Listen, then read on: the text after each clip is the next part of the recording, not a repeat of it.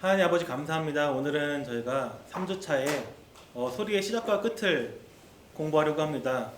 알파 오메가 되신 하나님께서 이 교육에 처음부터 끝까지 함께하여 주시고 보호하여 주시고 지혜를 주시기를 저희가 소망합니다.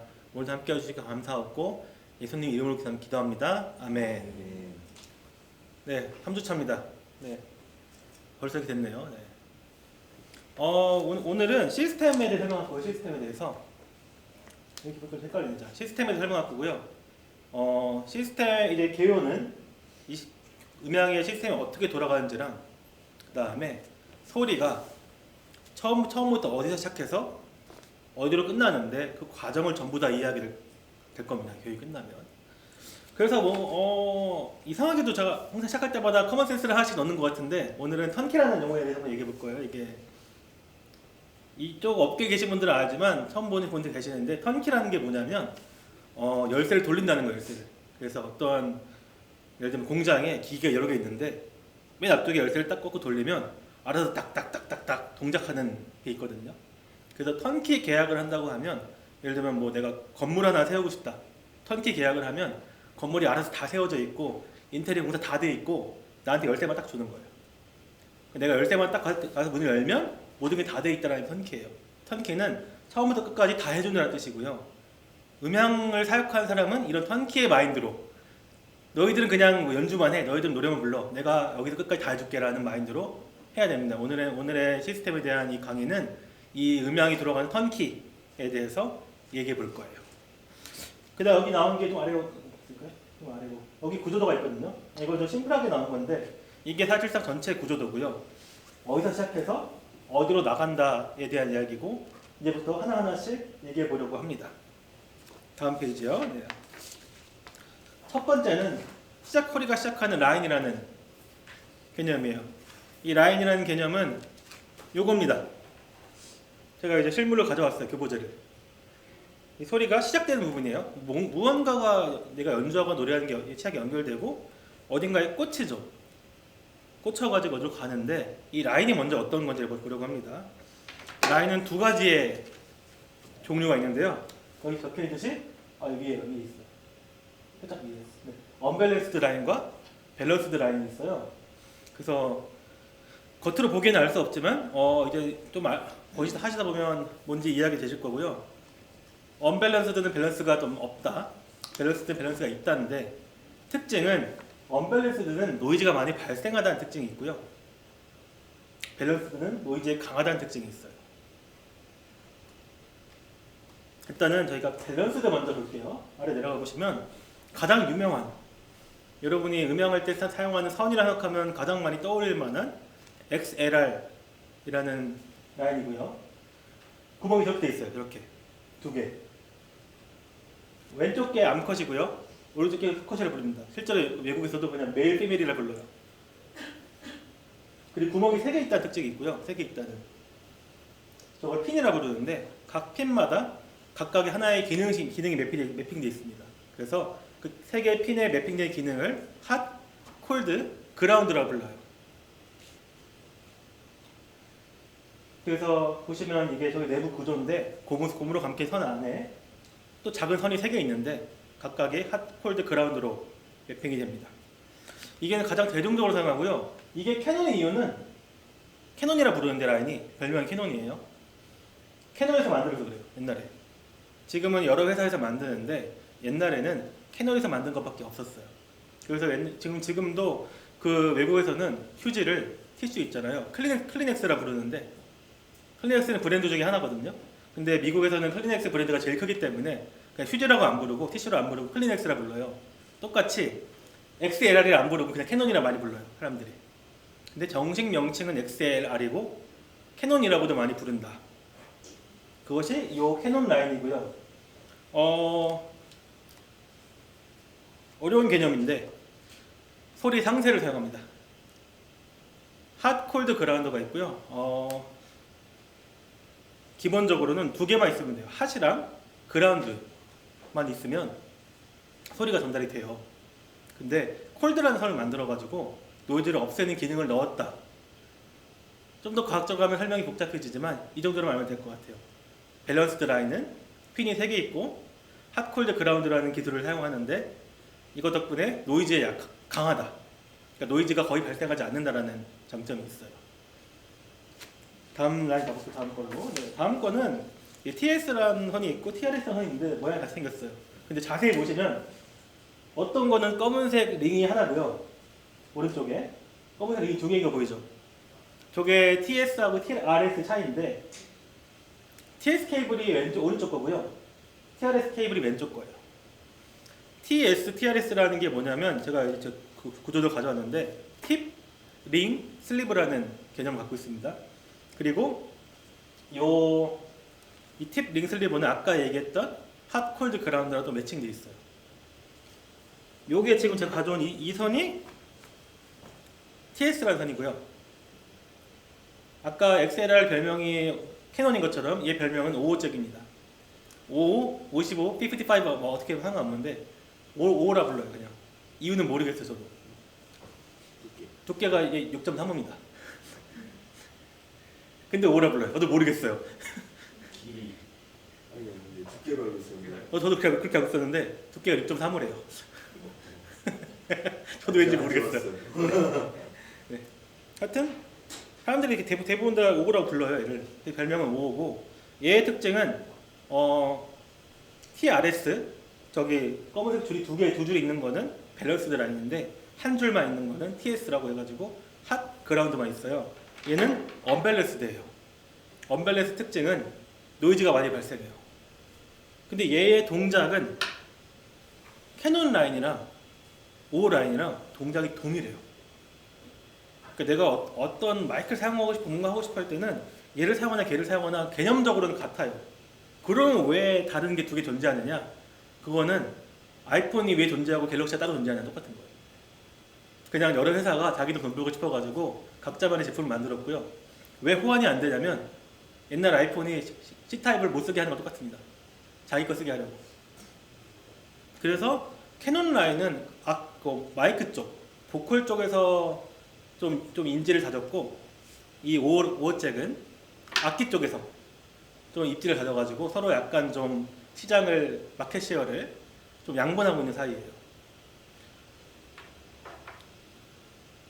그래서 이렇게 아시면 될 것 같아요. 라인이라는 게 존재하고 라인은 어떤 밸런스드와 언밸런스드가 있는데 언밸런스의 대표는 5잭이고 밸런스드의 대표는 캐논이다. 그리고 각각 보컬과 악기에 사용하고 있다. 자, 그래서 등장하는 개념이 이제 바로 좀 많이 보신 게 있을 거예요. 이게 바로 DI 박스라 불리는 다이렉트 박스입니다. 다이렉트 박스의 목적은 언밸런스드 라인을 밸런스드 라인과 호환되게 만들어주는 장비예요. 아까처럼 5잭은 악기에 사용을 됐었잖아요. 악기에. 그리고 노이즈가 많이 발생해요. 저희 리본룸에 가보시면 한쪽에는 5잭 머리를 갖고 있고요. 한쪽에는 캐논 라인으로 되어 있는 이상한 선이 하나 있어요. 그래서 하나는 건반에 꽂고 하나는 바닥에 꽂아가지고 바로 소리가 나오게 하는, 이거는 그냥 언밸런스드 라인을 바로 콘솔에 연결한 거거든요. 이러면 잡음, 노이즈라 불리는 잡음이 많이 발생해요. 그래서 리본룸에서 건반에 연주할 때는 항상 잡음이 많이 나요. 그리고 정말 제가 이해를 절대 할 수 없는 건데 항상 성령 수행을 되면 거기서 잡음이 터져요. 약간 이상해요. 기본적으로 잡음이 많이 발생하는 구조인데 이상하게 영적으로 공격을 많이 받는 기본적으로 그런 특성을 갖고 있어요. 요걸 해결하기 위해서는 언밸런스 라인을 밸런스드 라인으로 바꿔줄, 그러니까 이런 DI 박스라는 장비가 필요한데요. 그래서 DI 박스는 한쪽에는 언밸런스를 꽂는 구멍이 있고요, 5잭이 구멍이 있고 한쪽에는 캐논을 꽂는 구멍이 있어요. 그래서 양쪽을 딱 꽂으면 언밸런스드가 밸런스드로 바뀌는. 그래서 실제로 내가 악기를 뭐 다른 데 연주하고 싶다 하면 DI까지 가져가는 게 좋아요. 예를 들면 내가 리본에서 특성을 할 거야. 나 방송팀이야. 그러면 웬만하면 DI 박스를 구해오는 게 좋아요.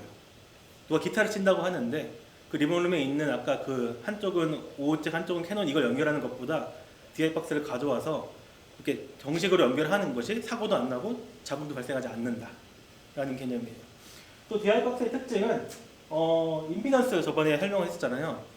임피던스가 이해하기 어렵지만 결과적으로는 어떤 전기 흐름을 방해하는 무언가인데 임피던스의 가장 큰 핵심은 차이예요. 그 어떤 장비별로 임피던스가 정해져 있는데 이게 차이가 크면 소리에 영향이 많이 가요. 그래서 차이가 없는 게 중요해요. 그러니까 임피던스가 크냐 작냐가 중요한 게 아니라 차이가 있냐 없냐가 중요한데 전에 얘기했던 것처럼 이 O 라인을 사용하는 장비들의 임피던스랑 캐논 라인을 사용하는 장비들의 임피던스가 달라요. 근데 아까 얘기했던 것처럼 그 한쪽에는 오호즈를 꽂고 한쪽에는 캐논을 꽂으면 임피던스가 다른 두 장비가 연결되기 때문에 소리가 확 작아져요. 그래서 그런 걸 해소하기 위해서는 DI를 쓰는 게 좋다. 그래서 DI를 사용하는 거는 잡음 제거에도 용이하고 이런 임피던스 때문에 볼륨에 어떤 영향을 주는 것도 해결할 수 있다. 그럼 DI는 두 개의 종류가 있어요. 하나는 액티브 DI가 있고요. 하나는 패시브 DI가 있어요. 액티브라는 단어가 들어가면 이 음향 업계에서 전기를 사용한다고 보시면 돼요. 그래서 액티브 DI는 있으면 전기를 따로 내가 어떤 방식으로 넣어줘야 돼요. 그걸 팬텀 파워를 부르는데 전에 얘기했던 컨덴서 마이크도 팬텀 파워를 필요로 해요. 그래서 액티브 DI랑 컨덴서 마이크는 팬텀 파워를 넣어줘야 된다는 생각을 까먹으면 동작을 안 합니다. 흔히 말해서 기타 연주할 때 기타가 안 나와요. 그러면 팬텀을 안 준 거예요. DI 들어보면 DI 빨간 그 전구가 하나 있어요. LED. 걔가 불이 딱 들어오거든요. 불이 들어오면 전기를 줬다는 뜻이에요. 전기를 주는 곳은 나중에 설명드리겠습니다. 하여튼 기억해 놓는 거예요. 우리 교회에 있는 DI는 전부 다 액티브 DI고요. 내가 컨덴서 마이크 전에 설명했던 베타 87A 같은 컨덴서 마이크나 DI를 사용하려고 할 때는 팬텀 파워라는 걸 넣어줘야 된다. 전기를 줘야 된다. 리본룸에서도 그 팬텀 파워 줄 수 있어요. 네, 그런 개념입니다. 그래서 마지막으로는 그라운드 리프트라는 버튼이 따로 있는데 얘는 접지의 개념이에요. 못 알아듣겠지? 지원아. 접지의 개념인데 이거는 여러 전기 장비가 연결됐을 때 발생하는 거고요. 그라운드 루프라는 게 발생하는데 그냥 여러분들이 쉽게 사용하게 될 때는 이 버튼을 올렸다 내렸다 해가지고 좀 더 잡음이 안 나는 걸 사용하시면 돼요. 개념적으로는 뭔가 전기 장비를 다루는 방식이 있는데 얘는 그래도 그런 위험성이 없기 때문에 이 버튼을 사용해서 잡음을 줄일 수 있다 정도로만 아시면 될 것 같습니다. 여기까지가 DI고요. 이제 다음 가볼게요. 그 다음에 이제 스피커 케이블이라는 게 있어요. 얘는 좀 특이하게 생겼는데 파란색이 끝에 좀 플라스틱이 달려있고요. 스피커 케이블의 가장 큰 특징은 앞에 얘기했던 캐논 5호잭은 내가 뮤트를 하지 않고 전기가 켜놓은 상태에서 뺐다 꽂았다 할 때마다 팡팡 소리가 나요. 중간에 연주를 하다가 갑자기 생각 없이 빼면 펑 소리 나잖아요. 근데 스피커는 그런 게 안 납니다. 중간에 그냥 빼도 아무런 소리가 안 나고 중간에 꽂아도 아무런 사고가 없어요. 그런 용도예요. 얘는 일부러 그렇게 설계를 했고요. 그래서 얘는 전기가 많이 흐르는 저런 모니터 같은 데 사용하고 있습니다. 스피커 같은 데요. 그래서 모든 스피커는 대형 스피커는 전부 다 실리콘 연결하고 있어요. 얘의 특징은 맞춰가지고 꽂은 다음에 돌리면 딸깍 소리가 나요. 꽂아서 돌려서 고정시키고 반대로 돌려서 빼는 형태가 있어요. 이 친구의 특징은 엄청 안전하다. 안전하기 때문에 좀 위험성이 높은 장비에 사용하고 있다는 거예요. 자, 이제 제일 중요한 게 나왔습니다. 선답기라는 게 나왔는데요.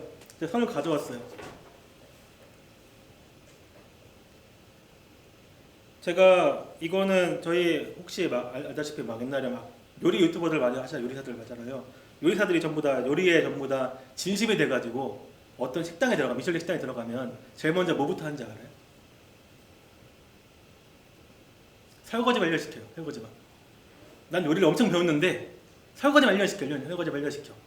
설거지도 못한 놈한테 요리를 맡길 수 없다라는 그런 거예요.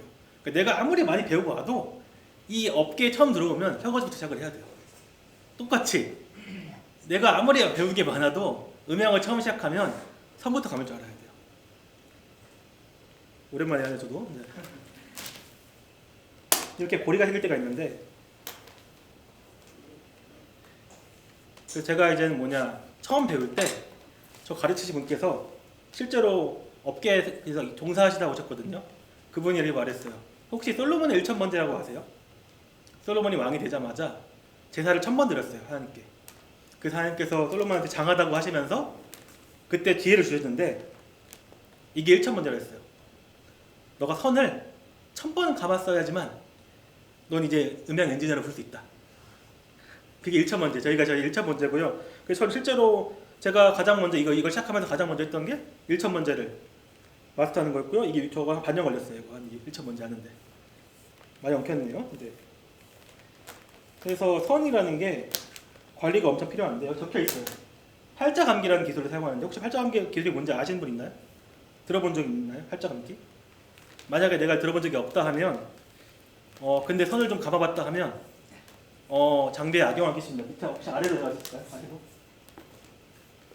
선의 내부는 금속이에요. 절대로 액체나 실 같은 게 아니라 구리선을 사용하거든요. 구리선은. 금속의 특징은 아무리 내가 선을 잘 관리하고 아무리 선을 잘 가공해도 결국은 부서진다는 특징이에요. 금속의 특징은. 그래서 얘도 아무리 이렇게 선처럼 아무리 휘어도 결과적으로 금속이기 때문에 언젠가는 부서진다. 근데 그 부서지는 그 영향이 뭐냐면 바로 경화예요. 경화가 뭐냐면 선을 보통 제가 가장 좀 쓰라를 하나 감는 거 정식은 이렇게 감는 거 누군가 이렇게 감으면 선이 한쪽으로 감겨야 돼요. 한쪽으로. 그렇죠? 계속 같은 방향을 감기게 되면 이렇게 이 꼬임이 고정이 돼요. 이 상태로. 이걸 경화라 불러요. 모든 금속은 가만두면 경화가 되고요. 같은 각도로 꼬이게 되면 이 상태로 고정이 되거든요. 그 상황에서 반대로 돌리게 되는 순간 부서집니다. 선이. 안에 금속이. 부서진 금속의 특징이 뭐냐면요. 선이 움직일 때마다 금속의 사이가 부서진 게 벌어졌다가 붙었다 다시 해요. 그러면 내가 이걸 꼽았다 뺐다 뺐다를 순간적으로 한 수십 번 반복하는 거야. 내부에서. 그래서 내부가 부서진 선은 부르고 있다 갑자기 펑펑펑 소리가 나요. 갑자기. 움직일 때마다. 그 이유는 선감기가 제대로 안 돼서 그렇다요. 선감기 기본은 한 방향 감는다. 반대로 감는다. 이걸 반복이거든요. 감는다. 반대로 감는다. 많이 하다 보니까 저도 이제 그냥 안 보고 할 수 있는데 선감기 특징은 보통 자기 얼굴 사이즈만큼 하라고 해요. 얼굴 사이즈만큼. 얼굴보다 클 경우는 선이 클 경우는 이렇게 축 늘어져 가지고 이 부분이 경화가 돼요. 이 부분이.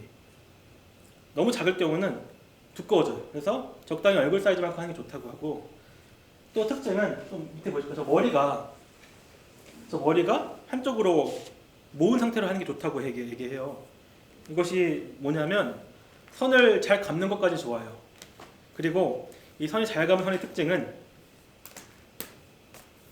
이렇게 딱 내려왔을 때 들어올리면 쭉 올라간다는 특징이 있어요. 근데 그렇게 팔자 감기를 안 감은 섬은 이렇게 잘 안 올라옵니다. 내려왔을 때. 특징은 그리고 마지막으로는 제가 보여준 이유가 이 관리를 할 때 얘랑 이렇게 돼 있잖아요. 근데 이 머리끼리 딱 붙여서 하지 않으면 이렇게 돼 있으면 이렇게 들어가요. 이렇게 통과해요. 통과 상태로 던지면 어떻게 되는지 알아요? 여기 개수만큼의 고리가 생겨요. 매듭이. 아까 매듭 많이 있었죠. 그 이유는 이렇게 돼서 그래요. 넘어가서 반대되는 상태에서 던져버리면 풀려고 던지면 이 개수만큼 고리가 생겨요. 그래서 이걸 방지하기 위해서 머리를 바짝 붙인 상태에서 이렇게 감아야 된다. 이러면 안 넘어간다. 그래서 내가 뭔가 이제 앞으로 음향을 사용을 하거나 뭔가를 하게 돼가지고 선을 감게 됐어요. 팔자 감기는 바로 안 돼요. 이거 연습 많이 해야 돼요. 이거. 저도 1차 문제 하고 나서야지 이제 딴 생각하면서 할 수 있게 됐어요. 저도. 근데 하고 나서 이렇게 머리를 딱 붙여줘 이렇게 돼야지만 장기 보관이 가능하고 경화가 안 된다. 경화가 안 돼서 오래 쓸 수 있고 중요한 거는 그래서 가끔씩 저도 한 3년 전인가 예배 도중에 방송사 난 적 있어요. 노래를 하는데 이원주 간사님 마이크가 할 때마다 펑펑 소리 나는 거예요. 예배 중에. 그래서 껐는데 그게 경화가 심하게 된 거였어요. 그래가지고 실제로 발색을 하려고 선감기를 좀 총실하게 하지 않으면 선이 금방 망가지고 다시 구매해야 된다라는 뜻이 있습니다. 그래서 선감기는 여러분이 만약에 이제 좀 이거에 좀 한번 진지하게 도전해보고 싶다 하면 선감기부터 도전하기 좋아요. 선감기는 1차 번째까지 하면 베스트고 선감기는 가장 기본입니다. 약간 요리사 설거지 같은 거예요. 네. 밑에 가보겠습니다. 라인 매립이라는 게 있어요. 이게 저희 이제는 음향의 특징인데 무대에서 바닥에 꽂거나 벽에 꽂거나 하거든요. 잘 보시면 어떠한 연주를 하거나 뭐 마이크를 사용하거나 하면 그 바닥에 꽂은 거를 저 위에 4층에 있는 음향 저 콘솔로 보내주잖아요. 이런 식으로 바닥에 선을 묶거나 이렇게 아니 벽에 이렇게 선을 뭉치로 보내는 걸 매립이라고 불러요. 이렇게 한 다음에 벽으로 덮어가지고 안 보여요. 그 저희 본당에서도 이렇게 뭔가 벽으로 옆으로 가는 게 있어요. 수직계 라인이. 이게 상당히 길어요. 그래서 이 길이가 라인이 저번에 설명했잖아요. 라인이 길어질수록 임피던스라는 거에 좀 민감하기 때문에 이걸 전문 업체들은 종이랑 계산기 꽂아서 계산해야 돼요. 이거를 임피던스에 대해서. 이걸 못하는 업체는 기껏 다 연결했는데 마이크 꽂아 소리가 안 납니다. 다만 저희는 업체를 할 거가 아니기 때문에 이런 게 존재한다. 그리고 임피던스 계산을 누군가 해줬다 정도만 알고 있으면 될 것 같습니다. 다만 내가 이제 하나 알아줘야 될 건 지금 내가 딱 연결한 선 마이크 연결해가지고 든 마이크가 이 정도 길이가 아니라 길게 가서 4층까지 올라간다는 사실을 알면 될 것 같아요. 이미 엄청 길다. 다음은 무선입니다. 무선. 이제 무선은 똑같이 라인과 같은 개념이에요. 라인을 사용하지 않고 라인 없이 사용해 보겠다는 건데 두 가지 개념이 있어요. 송신부라는 게 있고 수신부라는 게 있고요. 위에 있는 마이크 끝에 달려있는 게 송신부고 밑에 있는 네모난 기기가 수신부예요. 세트로 있어야 되고요. 수신부를 보통 캐논으로 연결해요. 캐논 연결해가지고 또 꽂아요. 무선이라고 선이 없는 게 아니에요. 그냥 중간에 선만 좀 자를 뿐이지 선으로 수신부 연결하고 그걸 무선이랑 연결합니다. 특징은 주파수가 서로 일치해야 돼요. 주파수가. 이거 실제로 저희 지금 리본룸에 사용하고 있는 그 마이크 그대로 가져왔어요. 제가 저 위에 사진을. 오른쪽 거는 그냥 예시로 가져온 거고요. 핀 마이크를. 보시면 저기 A4라는 거 보이세요? A4? 쇼에서 사용하는 마이크는 주파수를 숫자 맞추기 힘들잖아요. 그래서 알파벳 하나, 숫자 하나를 해줬어요. 그래서 수신부에서도 조정할 수 있고요. 드는 송신부에서 조정할 수 있어요. 내가 버튼이 두 개 있어요. 그룹 채널이라고 있어요. 그룹을 누르면 알파벳이 바뀌고 채널을 누르면 숫자가 바뀌어요. 내가 직접 버튼이 보일 텐데요. 저기 내가 직접 눌러가지고 맞출 수 있어요. 그래서 보통 이제는 가장 큰 게 이걸 사용할 때가 언제냐면 여기 있는 마이크를 리본룸으로 가져갔을 때 혹은 리본룸 혹은 비전 센터에 있는 마이크를 가져왔을 때 중등부 고등부에서 마이크 빌릴 때가 많거든요. 가져오면 가장 먼저 이거부터 맞춰야 돼요. 왜냐하면 여기랑 저기랑 똑같은 걸 사용하면 하나의 마이크가 말하면 두 군데로 가요. 그래서 부터 이제 먼저 리본 방송팀에 제일 먼저 하는 체크는 저거부터 맞추기 시작합니다. 저거부터. 혹은 왜 뭔가 마이크가 안 들려요 하면 누군가가 실수로 저거 눌러가지고 안 맞을 때가 있어요. 그래서 뭐 주파수부터 봐야겠다 라는 개념을 아시면 좋습니다. 실제 리본룸에서 많이 사용해요. 저거. 그리고 많이 중첩돼요. 그래서 가끔씩은 뭐 위에서 이제 뭐 리더 모임 하고 마이크 말하고 있는데 리본룸이 들려요. 갑자기 말하는 게 주파수 같아서 그래. 주파수 밑에는 주파수 영역이에요. 주파수 영역인데 가장 대표적으로 500메가대가 있고 700메가대가 있고 900메가대가 있어요. 지금은 우리가 어떠한 절차 없이 바로 그냥 구매해서 사용할 수 있는 주파수는 900메가대입니다. 앞에 9로 시작하고 9 땡땡으로 시작하는 마이크만 지금 사용할 수 있어요. 그 다음 옛날에 사용했던 마이크는 700메가대 마이크가 있는데 그거는 저희 옛날 담임 목사님이 사용하시던 설교 마이크가 700메가대였어요. 근데 700메가대 우선 지금은 2021년 이후로 사용이 불가능합니다. 왜냐하면 여러분이 사용하시는 LTE랑 주파수가 같아요. 주파수가 LTE 중에 LG랑 같아요. 또 LG죠. 옛날에 21년 전에 저희가 이제 성극할 때 성극 마이크가 다 700이었어요. 근데 관객들이 엄청 많이 들어와요. 그 중에 LG가 꽤 많겠죠. 거기서 이제 뭔가 좀 인터넷에 많이 하게 될 경우 성극 마이크가 안 나옵니다. 옛날 이야기예요. 지금 700 안 써요. 근데 꽤 옛날이라 해도 상당히 2020년대 이때기 때문에 기억나요. 리허설 때 잘 돼요. 리허설 잘 되는데 무대 딱 시작하자마자 마이크가 한두 개씩 안 나와요. 그 이유는 실제 사용하는 핸드폰의 주파수 같아서 그래요. 그것 때문에 700메가 때는 이제 금지가 됐어요. 지금은 그래서 정부에서 순회를 돌아야 돼요. 순찰을 해가지고 단속을 해요. 밖에서 이제 막 측정기 돼가지고 700메가 사용하는데 있냐 없냐 해가지고 단속을 해가지고 벌금 200만 원 내야 돼요. 혹시나 어딘가에서 700메가 때 굴러다닌다 하면 그 사용하는 순간부터 벌금 낼 각오를 해야 되는 거예요. 그 다음에 있는 건 500메가 때인데 500메가 때는 저 근데 교회에서 몇 개 본 것 같은데 500메가 때는 돈 안 내고 쓰면 불법이긴 하거든요. 이거는 신고를 하고 수수료를 납부하고 써야 되는 건데 전에 성분 마이크 500 있던 것 같은데 몰래 써야 됩니다. 몰래 이거 단속되면 모르겠어요. 저는 이거 신고를 한 건지 안 건지 모르겠는데 그래서 신고를 안 하고 자유롭게 사용할 수 있는 거는 900메가대다라는 거예요.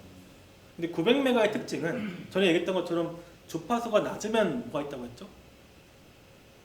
1주차 돼 있습니다. 맞아요. 좋아요. 좋은 거예요. 회전이 잘 되고 통과가 잘 되고 뭔가 좀 자유도가 높아요. 근데 주파수가 높으면 그런 게 좀 자유롭지 못해요. 그래서 주파수가 낮은 마이크가 좀 더 사용하기 편하고 더 많이 연결할 수 있어요. 그래서 900메가 때는 조금은 옛날 것보다는 조금은 신경 쓸 게 많고 소리도 좀 벽 같은 거 통과하기 어려운 게 있고 그건 개수도 제한이 있다라는 것만 아시면 좋아요. 네. 그리고 마지막으로 저기 무선 마이크의 안테나는 무선 신호가 나가는 건 아래쪽에 있어요. 그래서 그때 기억나시죠? 피드백이 발생하는 마이크 잡는 부위 기억나시죠? 제가 래퍼들 싫어하는 이유, 싫어하지 않고 래퍼들 보면 마음이 아파지는 이유. 똑같이 무선 마이크도 아래 부분을 잡으면 소리가 잘 안 나가요. 안테나가 소리 나는 부분, 손이 안테나의 그 신호를 막아서 소리가 안 나가기 때문에 너무 아랫부분은 잡지 않는 게 좋다. 혹은 누군가 너무 아래를 잡는 걸 봤을 때 손만 좀 올려주세요라고 말하는 게 좋아요. 네. 이게 무선 마이크의 특징이에요. 다음은 이제 콘솔 믹서라고 이름이 두 가지 있어요. 믹서라기도 하기도 하고 콘솔이라고 하긴 하는데 같은 용어예요. 믹서라는 단어, 콘솔이라는 단어 혹은 믹싱 콘솔이라고 하는데 다 같은 의미로 사용하고 다만 세부적인 뜻은 다릅니다. 좀. 믹서는 사실 믹서가 기계고요. 소리를 잡아주는 콘솔은 그 중에 제어하는 그 버튼 같은 걸 콘솔이라 불러요. 믹싱하는 기능을 가진 버튼들이라 해서 믹싱 콘솔이라 부르고요. 그래서 믹서라 불러도 되고 콘솔이라 불러도 되고 상관없습니다. 이 믹서에 대한 내용은 다음 주에 믹서만 다룰 거예요. 그렇기 때문에 오늘은 짧게 넘어가겠습니다. 다만 특징은 아까 얘기했던 선이나 무선으로 했던 게 벽을 타고 매립된 벽을 타고 와서 믹서로 들어간다. 그러니까 선 다음 단계가 여기다. 두 번째는 여기 소리를 내보내는데 여러 군데로 내보낼 수 있다는 건데 첫 번째는 다이렉트 아웃이라는 게 있어요. 다이렉트 아웃은 바이패스라는 내용. 바이패스라는 뜻은 내가 뭔가를 손 대지 않고 소리를 그대로 옮겨주는 거예요. 다이렉트 아웃은 보통 이제 흔히 말하는 이제 방송실, 스트리밍 음량 같은데 바로 넘어가게 되고요. 이걸 따로 가공해 사용하게 됩니다. 두 번째는 아웃보드라는 게 있는데 아웃보드만 다루는 주관이 따로 있기 때문에 그때 설명을 드릴게요. 그 다음에 사용하는 게 억스. 억스는 모니터 전용 채널이에요. 내가 따로 모니터라는 거는 관객들, 회중들에게 들리기 위한 소리가 아니라 연주자나 뭐 노래하는 사람이 듣기 위한 용도로 사용하는 걸 모니터라 불러요. 그 모니터를 사용하는 걸 억스라고 부릅니다. 마지막으로 나가는 것이 메인 아웃으로 메인 스피커로 나가는 소리예요. 그래서 믹서는 소리를 받고 여러 군데로 소리를 내보낸다. 중간에 뭔가 소리를 가공한다. 지금까지는 그렇게 알면 좋을 것 같고요. 아까 얘기했던 팬텀 파워는 믹서에서 만들어내요. 믹서에서 팬텀 파워 버튼을 딱 누르면 전기가 들어가요. 여기까지가 믹서고 믹서에 대한 설명은 다음 주에 1시간 동안 하도록 하겠습니다. 그 다음에 있는 건 좀 처음 들어볼 수도 있어요. 크로스오버라는 장비가 있어요. 크로스오버라는 장비는 뭐냐면 소리가 전체 있잖아요. 스피커가 여러 가지 소리를 다 내보내면 기능이 떨어지거나 비싼 돈이 필요해요. 그래서 생각을 해내는 게 스피커를 여러 개를 나누고 소리를 나눠서 보내자는 개념이에요. 그래서 어떤 스피커는 고음만 내보내고 어떤 스피커는 저음만 내보내자 해가지고 그렇게 소리를 분할해서 내보내는 거를 이 장비를 크로스오버라 불러요. 당연히 교회도 있고요. 그래서 교회에서도 고음에 예를 들면 3등분 해가지고 고음이 이만큼, 중음이 이만큼, 점이 이만큼 보내야지라고 한 장비가 크로스오버고 그 비중을 다 정할 수 있어요. 비중을.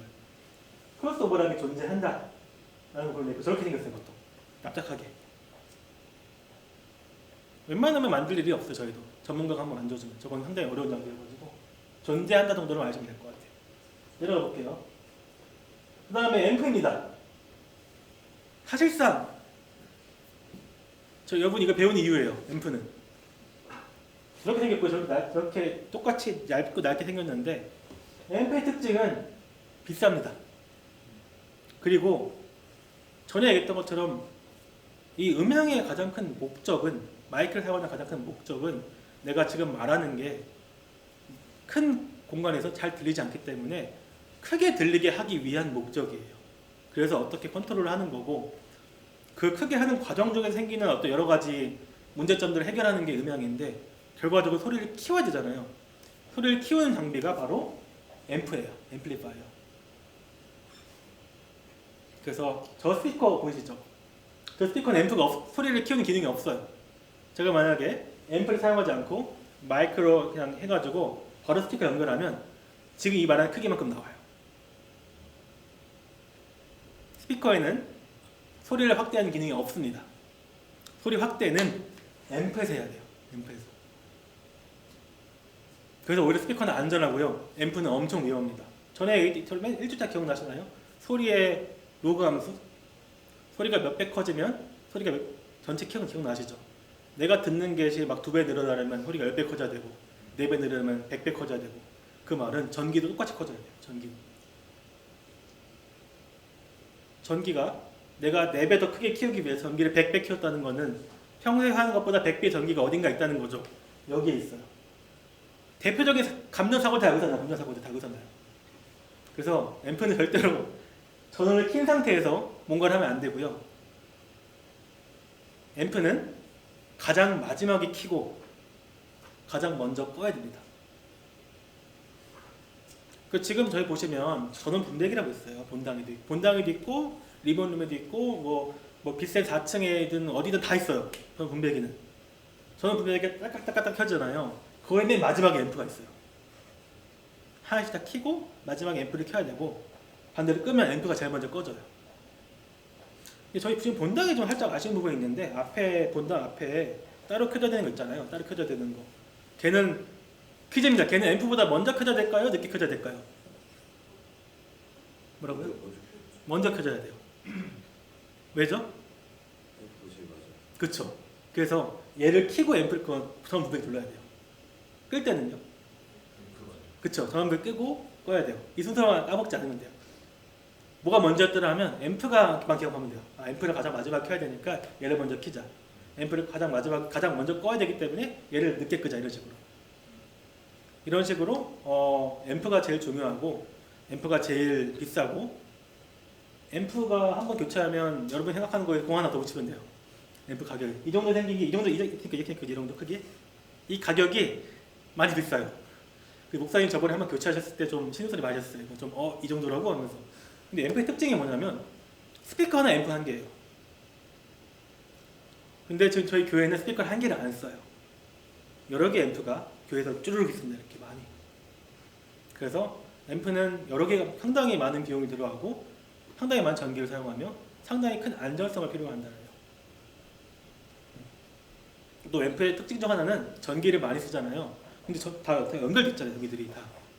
전기의 특징은 연결돼 있으면 다른 데로 영향을 줄 수가 있어요. 그래서 아까 얘기했던 것처럼 앰프가 켜져 있는 상태에서 다른 게 꺼지면 앰프의 전기가 순간적으로 이동해가지고 이 장비가 상할 수가 있어요.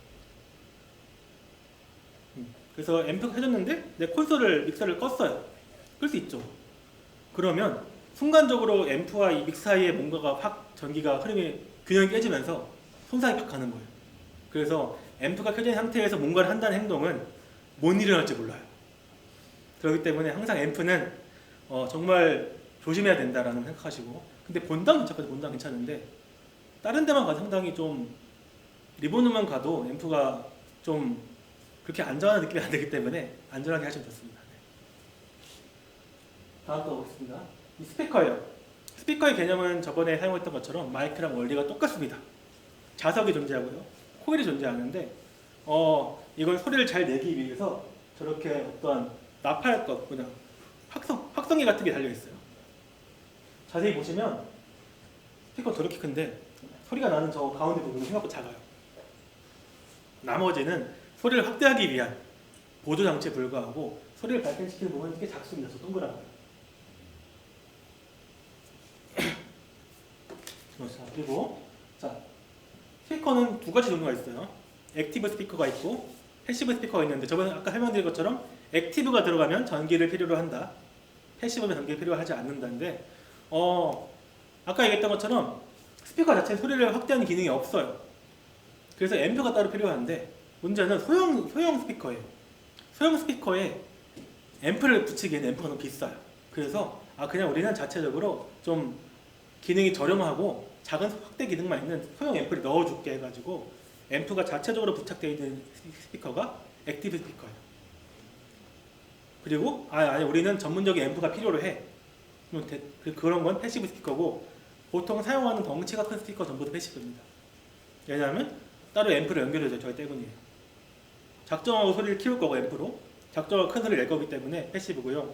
나는 그렇게까지 필요 없고 작은 공간에서 작게 쓸 거 하는 것들이 액티브 스피커예요. 그 차이를 어떻게 할 수 있냐면 전기를 연결하는 코드 같은 게 있으면 걔는 액티브예요. 대부분의 저희 스피커는 다 패시브입니다.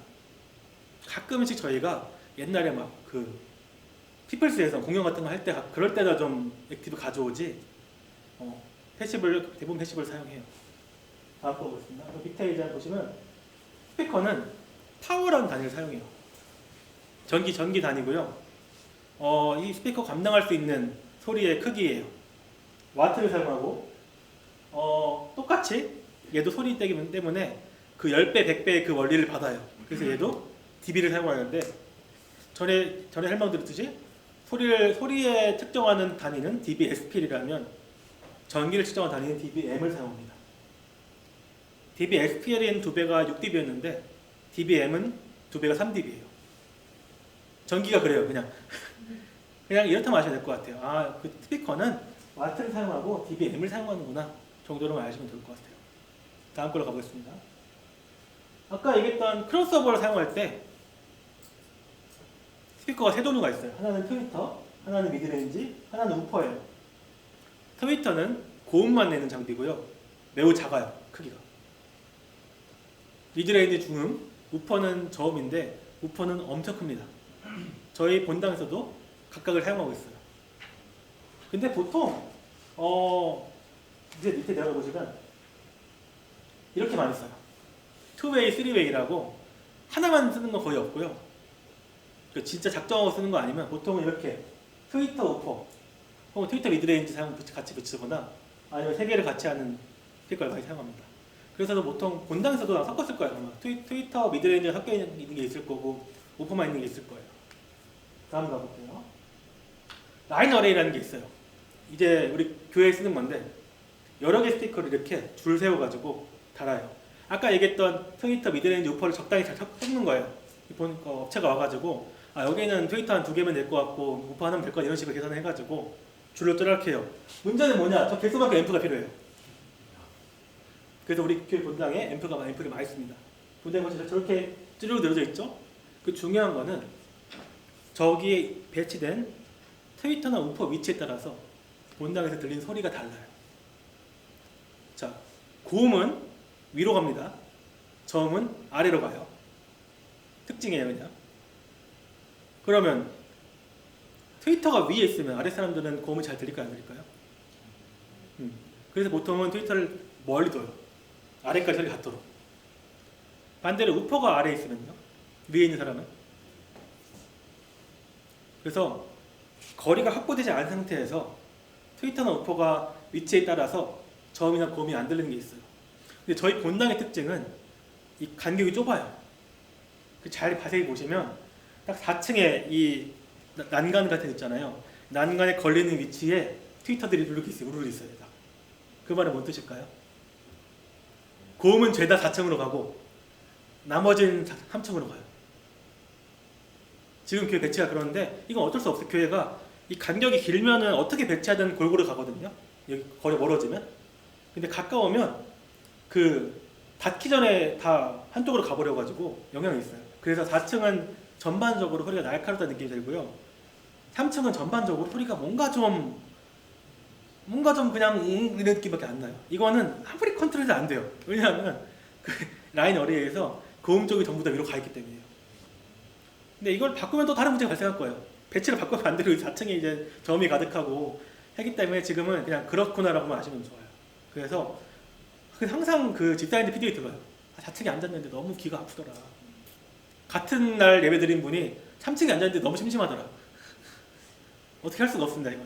이거의 특징은 이 라인 어레이로 어떤 크로스오버로 이렇게 트위터 미드레인지 우퍼를 배치했는데 그 위치에 따라서 층별로 특색이 달랐기 때문이다 라는 것만 아시면 좋아요. 그 다음에 이제 볼게 딜레이 스피커라는 거거든요. 딜레이 스피커는 저번에 설명드렸는데 저희 교회도 있어요. 흰색으로 되어 있는데 스피커가 소리를 키우기 위한 건데 소리가 멀리 갈수록 작아진다 배우셨죠? 심지어 작아지고 제곱입니다. 그러니까 일정 거리 이상부터 소리가 안 들려요. 그 위치에 맞춰서 스피커를 하나 더 달아가지고 그 뒤에 분들 소리 들을 수 있게 해주는 거예요. 근데 소리는 초속 340Hz이기 때문에 그거에 대한 0.00 몇 초를 계산해줘야 돼요. 딜레이는. 그 다음에 사용하는 건 사이드 필 스피커라는 게 있는데 이거는 특이하게도 사이드에서 이렇게 써요. 저희 보통 스피커 이렇게 가잖아요. 근데 사이드에 이렇게 쏘는 마이크가 있어요. 그래서 사이드를 채워준다 해가지고 사이드 필이라고 하는데 저희 교회도 있어요. 옆에 보시면 마이크 있는데 지금은 달아놓기만 하고 안 쓰고 있어요. 사이드 필의 가장 큰 단점은 피드백이 너무 쉽게 발생합니다. 그래서 엄청 큰 홀에서만 제한적으로 쓸 수 있어요. 제한적으로. 존재한다는 것만 아시면 좋습니다. 다음 거 가볼게요. 모니터 스피커. 정말 아까 설명드렸던 것처럼 회중이 듣기 위한 용도가 아니라 연주자, 노래하는 사람이 듣기 위한 용도고요. 바닥에 있는 특징이고 각도가 한 60도 정도 해가지고 바닥에 이렇게 올라와요. 모니터는 지금은 사용하는데 아마 비싼 단점밖에 없을 거예요. 아마 고등부 사용하겠죠. 근데 모니터 특징은 바닥에 쏘는 거기 때문에 여기 있을 때 이렇게만 해도 안 들려요. 딱 정확한 위치에서 저 각도를 맞춰서 들어야지 들린다. 모니터의 특징 중 하나는 모니터 소리가 마이크에 들어갈 수 있기 때문에 피드백이 발생한다는 좀 안 좋은 특징이 있고요.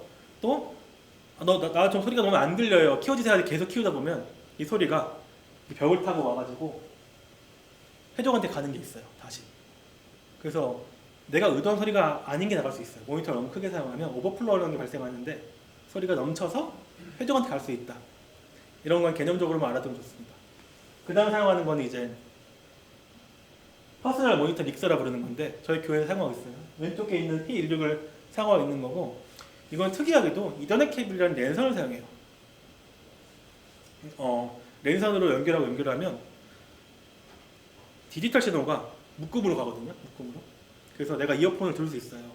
심지어 내가 이어폰으로 난 누구 거 들어야지 하고 딱 고를 수 있어요. 이렇게. 그래서 이건 장점은 이어폰을 쓰기 때문에 피드백도 발생하지 않는다. 혹은 내가 누구 걸 듣고 싶어하는 아까 모니터 스피커는 음향하는 사람이 다 줘야 돼요. 직접. 이거 저는 일렉 좀 키워주시고요. 건반 좀 낮춰주시고 다 할 때마다 다 해줘야 되는데 얘는 스스로 할 수 있어요. 얘 장점이 더 좋은데 아주 유일하게 아쉬운 단점이 하나 있는데 비쌉니다. 이따만 하거든요. 근데 너무 비싸요. 그래서 저희 교회에서도 제한적으로 쓰고 있다. 보시면 될 것 같아요. 아마 다음 게 마지막일 것 같거든요. 다음 내용이. 자, 피드백이에요. 약 전 설명드렸는데 피드백의 특징은 우리 옛날에 설명드렸죠. 세관에서는 하울링이라 부르지만 우리 이제 배우신 분들은 피드백이라고 쓰기로 약속을 했다고요. 그래서 피드백의 특징은 스피커에서 나가는 소리가 마이크로 들어갈 때 발생을 합니다. 근데 단순히 그러면 발생하는 게 아니라요. 아까 앰프에 대해서 배웠죠. 앰프에 대해서. 앰프가 소리를 확대하죠. 그럼 내가 먼저 말을 해가지고 소리가 확대됐어요. 앰프로. 그게 마이크에 들어가요. 또 앰프를 지나 또 확대가 됩니다. 또 들어가요. 또 확대가 됩니다. 해가지고 앰프가 난 더 이상 소리를 키울 수 없어 라고 비명 지르는 게 피드백이에요. 그때는 그게 삑 소리가 나요. 그 특징은 두 가지예요. 스피커 소리가 마이크로 들어가야 된다. 두 번째는 그 앰프가 소리를 키워줘야 된다. 그래서 하울링이 발생하지 않을 때는, 하울링이 아니죠, 피드백이 발생하지 않을 때는 이 앰프가 적당하게 켜질 경우는 이 고리가 안 만들어져요. 그래서 이 피드백을 예방하기 위해서는 두 가지를 해야 됩니다. 하나는 스피커 소리가 마이크에 들어가지 않게 하는 것. 또 하나는 앰프를 너무 키우지만 않아도 피드백이 발생하지 않아요.